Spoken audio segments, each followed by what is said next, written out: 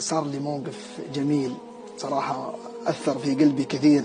كنت يوم من الأيام ألقي محاضرة في جامع الأمير السلطان عندنا في مكة، فتكلمت عن الاستغفار. فلما انتهيت من الكلمة وجيت خارج مع باب الجامع إذ برجل يناديني: يا شيخ عبد الرحمن.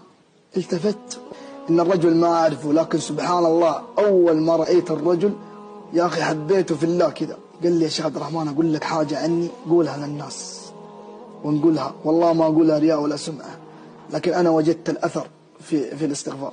قال: أنا أستغفر الله قرابة في اليوم كم تتوقع يا شيخ؟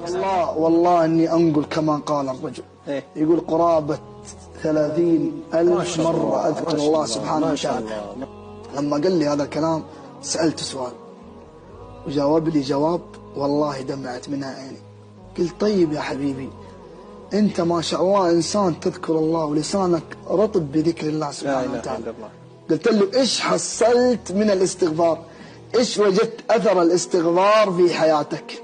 جميل، سؤال ترى في محله. تعرفون إيش قال لي؟ قال لي هذا الرجل: والله ما رفعت يدي أطلب الله حاجة إلا قضى الله حاجتي. لا إله إلا الله. إلا أعطانا الله سبحانه وتعالى سؤال.